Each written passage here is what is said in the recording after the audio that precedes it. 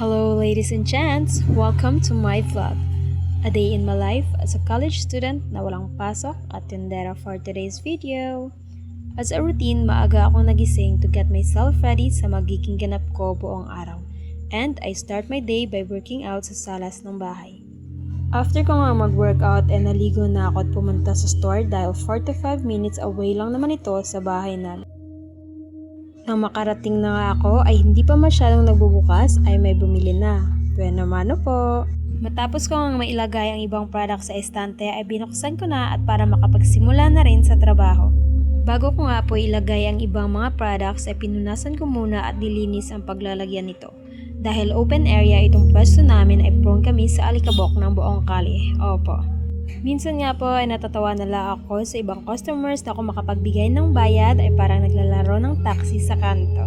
Nung wala na nga masyadong customer ay nasikaso at dinisplay ko na rin ang ibang paninda. Nung makatapos na nga ay sinunod ko na rin magwalis ng buong sahig dito.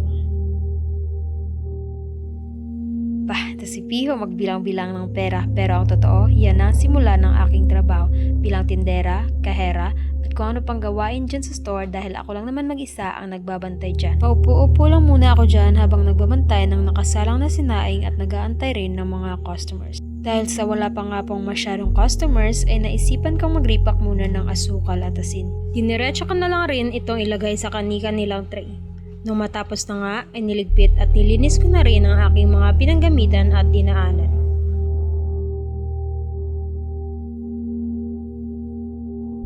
Maya-maya nga po ay may bumili na rin sa akin. Mabuti na lang talaga at tatapos ko ang pagbabalot bago pa si kuya bumili. Dahil kung hindi, nako, iisa-isahin ko na naman yun kakalipat bago makabigay ng yelo. Madalas talaga na-appreciate ko ang mga customers na nakikipag-usap sa akin kapag sila'y bumibili. Minsan mapapangiti pa ako sa mga kwento nila. Narealize ko sa mahaba-habang panahon ko ring pagtatrabaho dito ay marami na rin akong nakikilala. Maraming naging kaibigan na matatanda. Marami na rin akong natututunan sa mga kwento nila at minsan ay sa mga ganap rin sa paligid na hindi ako aware na nangyayari pala.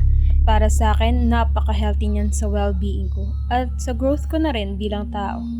At sa wakas, nakapag-almusal na nga rin. Pagkatapos na mahaba-habang tsikahan, hanggang tanghalian na yan guys. Tapos ko nga kumain ay nagpahinga lang ako ng konti at eto na naman.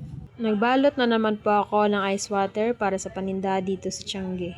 Pang isang ref lang naman ang ginagawan ko pero umaabot 200 pieces ang laman neto. Nang tanghali na nga ay nagkaroon na ako ng oras para makapag-upo-upo at kumain ng tinapay.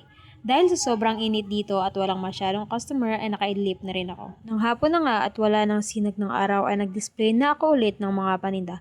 Kinukuha ko kasi pansamantala ang mga ito dahil sa sikat ng araw dito sa Tiangge.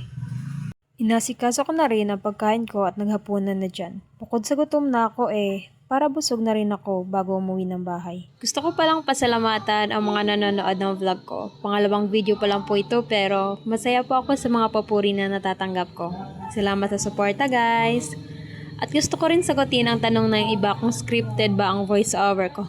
Opo guys, merong scripted, meron ding hindi. May mga ganap ako na sinusulatan ko ng script at para magre-record na lang ako. Meron din guys na impromptu na habang nagre-record ako ay may pumapasok na sa isip ko na gusto kong sabihin. Nagsisimula pa lang naman po ako kaya bear with me ladies and gents! At syempre dahil guys hindi naman ako pure na Tagalog, hindi ako taga Manila kaya kailangan ko talaga gawa ng script para sa maayos na vocabulary, di ba? At kung napapansin niyo guys na maingay ang background ng boses ko at paiba-iba ay dahil sa public place po ako nagre-record. Dito po ako sa Tiangge nagre-record kaya hindi maiwasan. Madilim-dilim na guys kaya unti-unti ko na ring niligpit ang mga nakadisplay na paninda habang nag-aantay pa ng mga customers. Pero wala na rin talaga kaya mabilis ko na ngang natapos. And that's it for today's video ladies and gents. Hanggang sa susunod. God bless and stay safe everyone!